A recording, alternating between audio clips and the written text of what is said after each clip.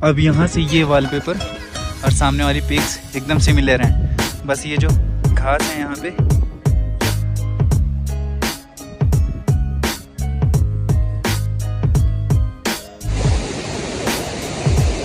ये वैली दो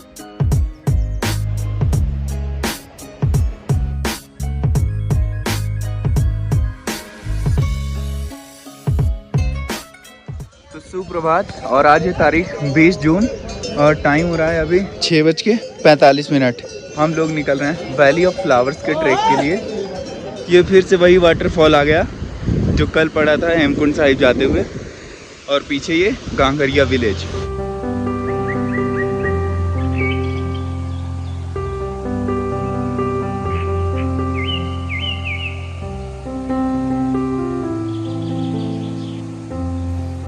सामने वाले माउंटेन्स आज ज़्यादा अच्छे दिख रहे हैं, दोनों के बीच से बर्फीला पहाड़। कल बारिश नहीं हुई थी लेकिन उसके बावजूद भी क्लियर नहीं दिख रहा था। इधर से हम लोग आए हैं, इधर कल गए थे हेमकुंड साहिब, और यहाँ से वैली ऑफ फ्लावर्स के लिए एक मोड़ है, करीब कांकरिया विलेज से 200 मीटर आगे ही ये मोड़ मिल जाएगा। यहाँ पे एक घोड़ा काउंटर है, चेक पोस्ट, यहाँ से मुड़ जाना है। हेमकुंड साहिब तो बहुत सारे तीर्थयात्री जाते हैं लेकिन वैली ऑफ फ्लावर्स में बहुत ही कम।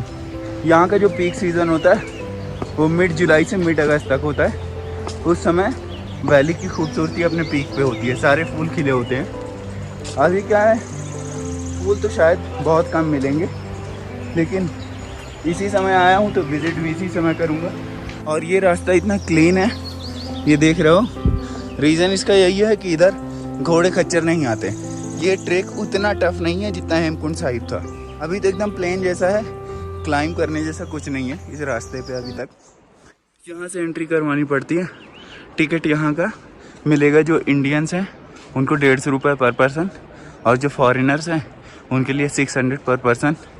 और शाम को 5 बजे से पहले पहले हमें वैली से वापस भी आना होगा, ये देख रहे हो।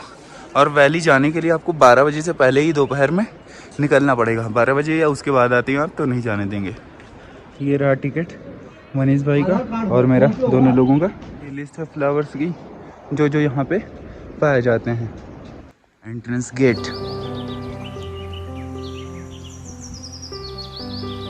हाँ भाई, व्यूज क्या ही कहने यहाँ के।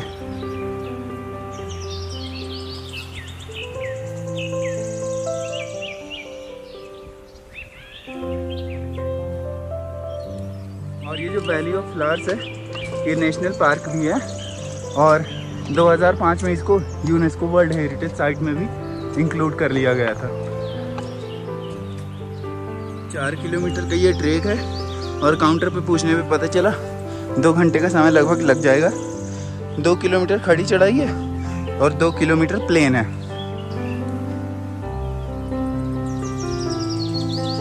तो एग्जैक्ट 7 बजे हम लोग ये ट्रैक स्टार्ट कर रहे हैं। टिकट काउंटर से ग्लेशियर मिला है, इसको क्रॉस करना है, बड़ा सा ग्लेशियर है।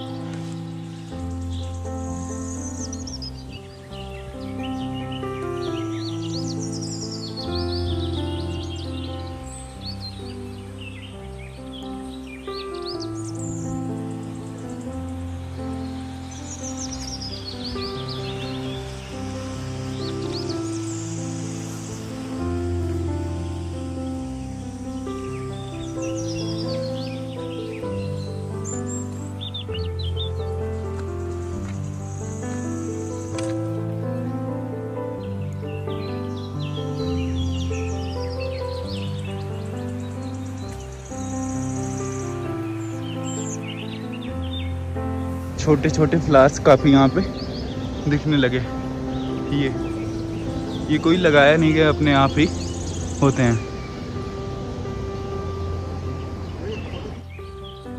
और वैली ऑफ फ्लावर्स पहली ऐसी जगह है जो इतनी खूबसूरत है और जिसकी खोज गलती से हो गई थी। अभी इसके पीछे की कहानी बहुत ज़्यादा इंटरेस्टिंग है, और ये पहली जगह है जिसके लिए मैंने एक किताब पूरी पढ़ी है। अपने सिलेबस से हट के कोई किताब पहली बार किसी और चीज़ के लिए पढ़ी है। और ये पेड़ फिर से मिल गया है, जिसको भोजपत्र बोलते हैं। कल दिखाया था मैंने रास्ते में।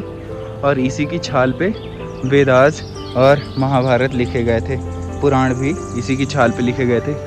पन्ने नहीं हुआ करते थे ना उस समय। यही है भोजपत्र की छाल, जिस पे पुराण, वेद और महाभारत लिखे गए थे। और देखो लग रहा है ना बिल्कुल पेजेस की तरह। ये देखो इसी पे लिखा जाता था तब उस टाइम पे। ये ऐसा कुछ है। और सामने ये सारे पेड़ हैं उसी के, भोजपत्र के। तो चलो वैली ऑफ फ्लावर्स की जो स्टोरी है वो बताता हूँ मैं। इसका कैसे एक्सीडेंटली डिस्कवर हुई है वैली। तो ये किताब मैंने मंगवाई थी 1 महीने पहले ही, पूरी रीड की है। और चैप्टर नंबर 24, 25 और 26 जो है वो स्पेशली डेडिकेटेड है वैली ऑफ फ्लावर्स को। बाकी पूरा ये जो गढ़वाल रीजन है, यहाँ पे बहुत सारे ट्रैक्स किए थे। एक ब्रिटिश थे फ्रैंक स्मिथ, पूरा नाम फ्रैंक सिडनी स्मिथ था उनका। तो उन्हीं के एक दोस्त थे रानीखेत में, वो कर्नल थे उस समय। तो उन्होंने इनवाइट किया था फ्रैंक स्मिथ को कि आओ एक्सप्लोर करो इधर गढ़वाल रीजन को। तो वो माउंटेनियर थे फ्रैंक स्मिथ, और एक साथ ही साथ बोटेनिस्ट थे। तो बहुत सारी जड़ी बूटियों की खोज करना, फूलों की खोज करना, पेड़ पौधों के बारे में जानकारी रिसर्च करना, ये उनका काम हुआ करता था। तो माउंट कामेत वो क्लाइम करने निकले थे। 1931 की बात है, उस समय इंडिया में ब्रिटिश रूल था। तो माउंट कामेत जो है क्लाइम करके वो चढ़ गए एक तरफ से, अपना कैंप वैम्प लगाए। और उसके बाद लौटते समय क्या हुआ कि जिस साइड से वो चढ़े थे उधर पूरी बर्फ़ जम गई थी। तो उतरना उनको उस साइड से था, लेकिन उतर नहीं पाए। फिर दूसरा रूट अपनाया और उसके अपोजिट साइड वाले माउंट से उतरे। तो वो आके इस वैली में पहुंच आए। और उस समय इस वैली का, पूरे वैली का नाम हुआ करता था भुंदर वैली या भुंदार वैली बोल सकते हैं। और भुंदार विलेज भी था, आगे मैंने दिखाया था घांगरिया आते समय। उसके बाद जब यहाँ पे पहुँचे उनको बहुत सारे फ्लावर्स दिखे, लेकिन वो अगस्त का महीना था तो उस समय वो थक चुके थे, क्योंकि माउंट कामेत क्लाइम करके आ रहे थे। तो 1931 में वापस चले गए। उसके बाद उनके जहन में ये बात थी कि इसको एक्सप्लोर करना है। तो उसके 6 साल बाद 1937 में अपने 2 दोस्तों के साथ वापस आए और इस वैली को एक्सप्लोर किया। यहाँ पे बहुत सारी वैरायटीज़ मिली फूलों की, और उन्होंने उसके बाद इस जगह का नाम वैली ऑफ फ्लावर्स रखा। और एक नदी भी यहाँ से गुजरती है, लक्ष्मण गंगा जी से बोलते हैं, और यहाँ से होके गुजरती, इसलिए उसका नाम पुष्पावती भी पड़ा, क्योंकि फ्लावर्स के बीच से होके गुजरती। तो ये है स्टोरी। बाकी डिटेल्ड पढ़ना है तो भाई ये करीब 260 पेजेस की बुक है, अमेज़ॉन से मैंने मंगवाई थी। मंगवा के रीड कर लेना, और पढ़ने के बाद आओगे तो बहुत सही लगेगा सब कुछ जाना जाना सा लग रहा है। और जिस समय फ्रैंक स्मिथ ने माउंट कामेत क्लाइम किया था, यानी कामेत पर्वत चढ़े थे 1930s में, उस समय माउंट कामेत हाईएस्ट पीक था जो किसी माउंटेनियर द्वारा क्लाइम किया गया था। इसके अलावा इन्होंने माउंट कंचनजंगा को भी कवर करने की कोशिश की 1930 में, लेकिन वो फेलियर था इनका। उसके 6 साल बाद फिर से इन्होंने 1936 में कंचनजंगा ट्राई किया और सक्सेसफुली क्लाइम कर लिए, और 1949 में ही इनकी डेथ हो गई थी। इन्होंने एक्चुअली ये बुक लिखी नहीं थी, इन्होंने ऐसे छोटे छोटे पेजेस में अपने एक्सपीरियंस शेयर किए थे, जिसको कलेक्ट करके रस्किन बॉन्ड ने एक बुक तैयार की। रस्किन बॉन्ड सुना होगा, यूपी बोर्ड में 10th और 12th में उनकी पोइट्रीज मिलती हैं।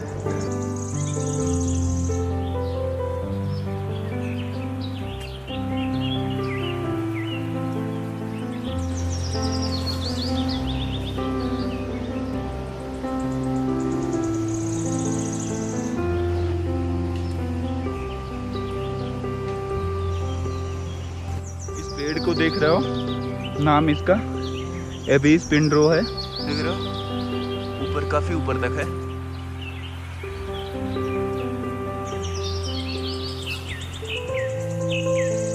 अभी 20 दिन ही हुए हैं वैली को ओपन हुए। हर साल ये जून में ओपन होती है और अक्टूबर में क्लोज हो जाती है।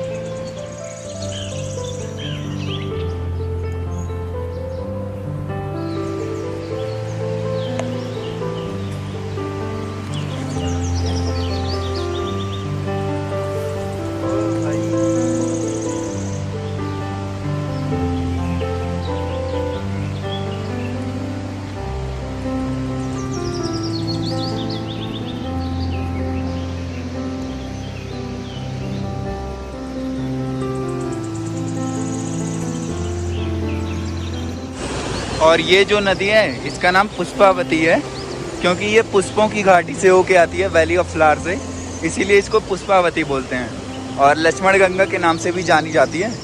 इसका सोर्स वहीं हेमकुंड साहिब में जो तालाब बना है वही है।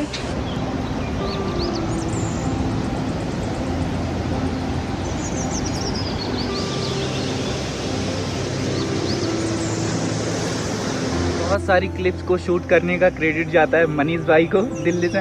और मनीष भाई से कल बात हो रही थी तो एक चीज़ सुन के मैं शॉक रह गया। एज गेस करना मनीष भाई की, मुझे लगा 26-27 होगी मैक्सिमम, लेकिन 32 ईयर्स है। और कल रात में मुझे पता चला कि ये भाई IMA में भी थे 2010 में, जो TES एंट्री होती है, NDA CDS नहीं, TES के थ्रू ये IMA Indian military academy Dehradun में भी 2 महीने थे। उसके बाद इन्होंने छोड़ दिया। आखिर क्यों छोड़ा? आखिर ऐसे ही कोई खास रीज़न नहीं था। और अब ये गवर्नमेंट टीचर हैं इस समय और साइंस पढ़ाते हैं, तो आपके लिए तो बढ़िया जगह होगी, अच्छा है ना? बढ़िया जगह। दिल्ली से कंपेयर करें तो बहुत सही है। दिल्ली से कंपेयर करें तो बहुत सही। अरे दिल्ली से तो किसी को कंपेयर करो सही लगेगा। चलो अभी हम लोग एक ब्रेक लिए थे और चलते हैं ऊपर। ये रास्ते बहुत ही खूबसूरत हैं भाई, पत्थर बना के जंगलों के बीच में एक पतली सी ट्रेल निकाली गई है।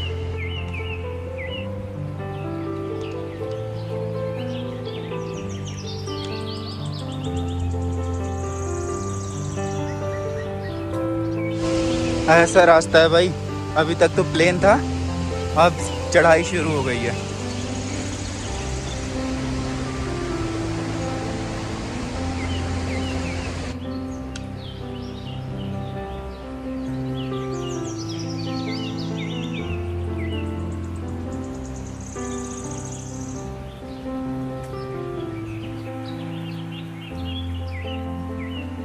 सामने का व्यू भाई लाजवाब।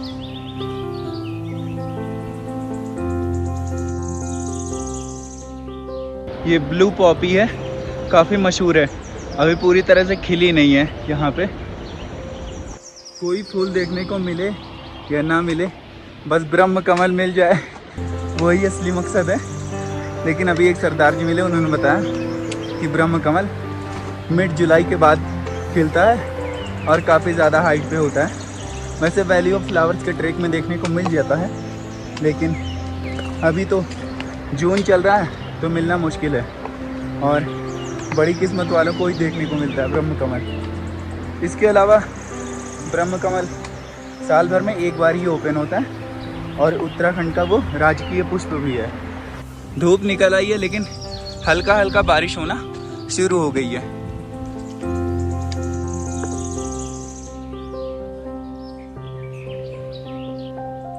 ये वैली 2 किलोमीटर चौड़ी है और 8 किलोमीटर लंबी है और 12,000 फीट की हाइट पे है करीब। इधर कुछ ये लिली दिखा है, ये देखो इस तरह से, और इसको स्नेक लिली बोलते हैं। खिलने के बाद कुछ इस तरह से ये फैन फैला लेता है सांप की तरह। देखा इधर से, इस एंगल से, इस एंगल से। पहले ऐसे था, पहले इस तरह से था नहीं खिलने पे, और खिलने के बाद ये देखो कुछ इस तरह से सांप के जैसा फन हो गया है, इसीलिए इसको बोलते हैं स्नेक लिली। बहुत सारी बर्ड्स लगी हैं लेकिन अभी ये खिली नहीं है। ये किताब और ये वैली, फूल अभी नहीं खिले हैं, बाकी पूरा सिमिलर लोकेशन पे आ गया हूँ मैं, एक वॉलपेपर से असल जिंदगी में।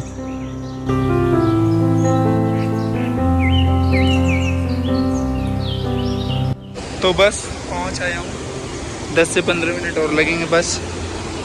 एक और ये ओवर ब्रिज मिला है, ओवर ब्रिज का रिवर क्रॉसिंग बोल सकते हैं।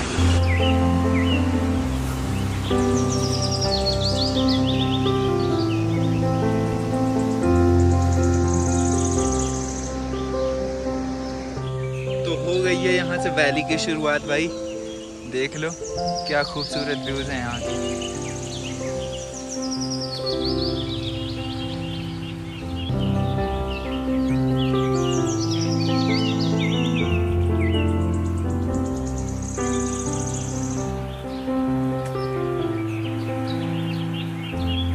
अब यहाँ से ये वॉलपेपर और सामने वाली पिक्स एकदम सिमिलर हैं। बस ये जो घास है यहाँ पे या फूल हैं ये अभी खिले नहीं हैं। जब खिल जाएंगे तो बिल्कुल इस वॉलपेपर की तरह दिखेगा। सामने वाली पिक्स बिल्कुल सेम लोकेशन पे आया हूँ मैं जहाँ से ये फ़ोटोग्राफ ली गई है। देख रहे हो?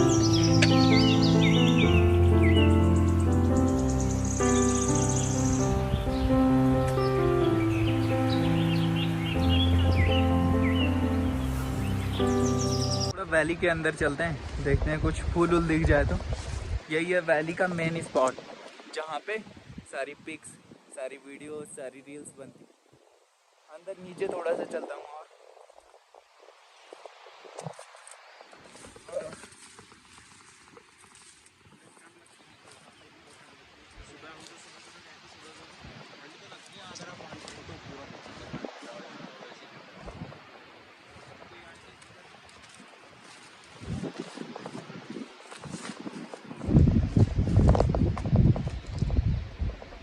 फूल तो अभी दिख नहीं रहे हैं ज़्यादा, लेकिन कलियाँ निकल आई, बर्ड्स आ गई हैं और मैक्सिमम 15 से 20 दिनों में वो फूल बन जाएंगे।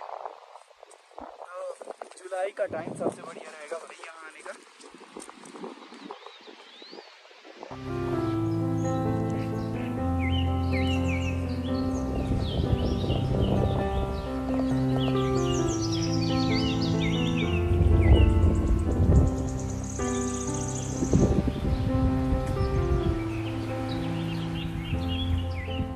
ये भाई लोग भी आ गए हैं वैली ऑफ फ्लावर्स में। हेलो गाइस, कहाँ से हो आप लोग? भाई हम ग्रेटर नोएडा से हैं। सारे लोग? हां भाई, तीनों भाई ग्रेटर नोएडा से भाई। तो यहाँ इसी के लिए स्पेशली आए हो कि और किसी के लिए? और भी जगह घूमनी भाई। अभी तो हेमकुंड साहिब गए कि नहीं? अभी अभी नहीं गए भाई, पहुंच गए। जाना है? वो भी जाएंगे। अच्छा, अभी वैली में फ्लावर्स ही नहीं है। बिल्कुल भाई, यहाँ के आगे एक तरह का पोपट सा होगा। पोपट नहीं, पोपट नहीं हुआ है। वैली सुंदर है अभी भी। तो सुंदर, लेकिन फ्लावर नहीं है ना अभी। हाँ, फ्लावर नहीं है। इधर कुछ फूल आ गए हैं भाई। वैली से थोड़ा नीचे और गहराई में आया हूँ तो यहाँ पे फूल दिख गए हैं, कुछ खिले हैं।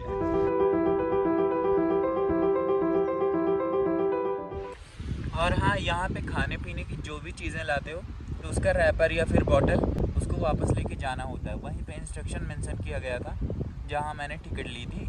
और कभी कभी चेक भी करते हैं कि बैग में कितने रैपर्स हैं और कितनी बॉटल्स हैं। बाद में लौटते समय वहाँ फिर से चेक करते हैं।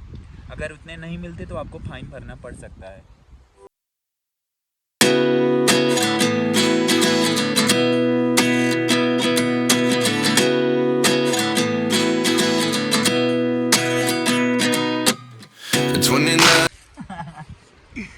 तो यहाँ करीब 1.5 घंटे हो गए हैं।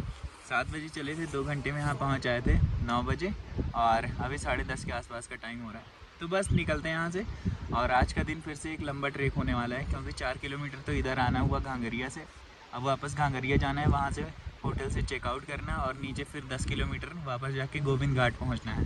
तो आज का नाइट स्टे गोविंद घाट में होगा और उसके बाद जो है कल सुबह मुझे ऋषिकेश के लिए निकलना है गोविंद घाट से। तो मैं हूँ और मनीष भाई उधर बैठे हैं, तो वो भी हैं साथ में।